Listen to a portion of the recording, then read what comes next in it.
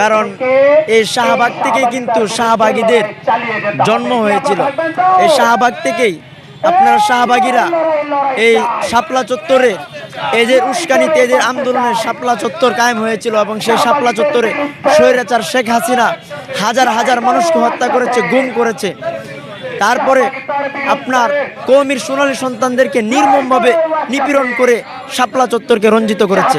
তাই আমাদের একটাই দাবি যে শাহবাগীদেরকে গ্রেফতার করতে হবে এবং চূড়ান্ত বিচার করতে হবে।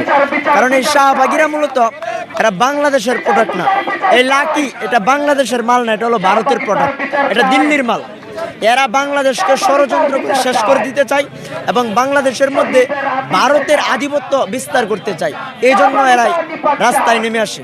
আমাদের দাবি হলো এই শাহবাগীদেরকে চিরতরে এই বাংলাদেশকে উৎখাত করতে হবে বাংলাদেশ রক্ষা করার জন্য।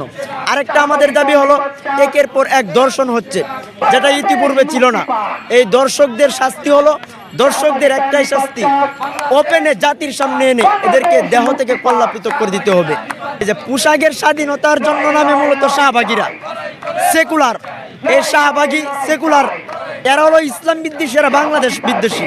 এরা পোশাকের স্বাধীনতার নামে, বাক স্বাধীনতার নামে বাংলাদেশটাকে ওরা ধ্বংস করে দিতে চায়। বাংলাদেশের মধ্যে আপনার যেই পর্দার বিধান রয়েছে সেটাকে ধ্বংস করে এটাকে পশ্চিমা বিশ্বের সাজে সাজাইতে চায়।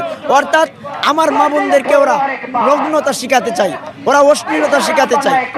আপনারা জানেন এই শাহবাগীরাই কিন্তু 2013 সালে এই শাহবাগের মধ্যে ওরা অশ্লীল, অসভ্য, আকাম কুকাম যা আছে সব করছে। এমনকি এই শাহবাগের মধ্যে কন্ডম পাওয়া গেছে। ওরা রাত ভর বেবিচার জিনা করে বাংলাদেশটাকে অপবিত্র করতে চেয়েছিল। তাই এরা বাক স্বাধীনতার নামে, পোশাকের স্বাধীনতার নামে বাংলাদেশটার মধ্যে অশ্লীলতা, অসভ্যতা বিস্তার করতে চায়। এদের বিরুদ্ধে আমাদের অ্যাকশন থাকবে, যারা দর্শন করবে এদের বিরুদ্ধে অ্যাকশন থাকবে এবং আওয়ামী লীগকে শীঘ্রই নিষিদ্ধ করতে হবে। কারণ এই আওয়ামী লীগের হাত ধরেই শাহবাগের জন্ম হয়েছে, আওয়ামী লীগের হাত ধরেই অসভ্য জাতি যারা পোশাকের স্বাধীনতা চাই এদের জন্ম হয়েছে এবং আওয়ামী লীগের হাত ধরেই বর্তমানে দর্শন হচ্ছে। তাই আওয়ামী লীগকে নিষিদ্ধ করলে সব শেষ। শাহবাগীও থাকবে না, কোনো সেকুলারও থাকবে না, কোনো বাংলাদেশ বিদ্বেষী থাকবে না।